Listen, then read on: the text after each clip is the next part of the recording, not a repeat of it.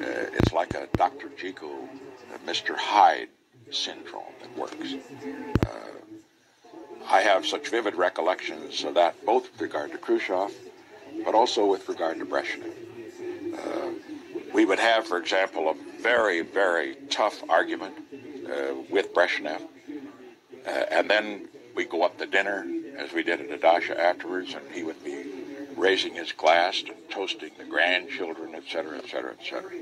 Now, I don't mean by that it was an act, either the first time or the second time. What I mean is that there are split personalities there. And my conclusion basically is this. We have to understand the world as it is. Russians and Americans can be friends, and everybody must remember that. We were friends and we were allies too. Russians and Americans were too. But the governments of the United States and the Soviet Union can never be friends because our goals are totally different. So what we have to do then is to find a way to deal with the Russian leaders as much as we can as Russians, recognizing also that as communists, that they do not have our best interests, to put it mildly, in mind.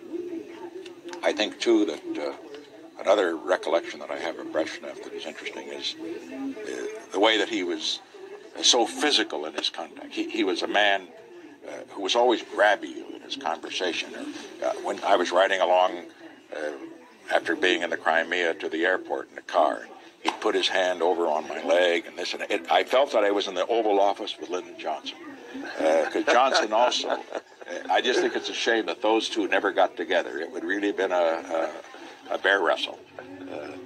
But on the other hand, I would say that while Brezhnev was, without question, a ruthless, tough communist, he could be a very warm, generous Russian. He could be like a little boy with his collection of cars, for example. And he drove like a madman. Practically scared me to death one time when we'd given him a new Lincoln, and he drove over the single-lane roads up in Camp David, going around curves that I wouldn't even take at 30 miles an hour. We were going 60. And after we got out of the car, he said, "You know, this car handles very well."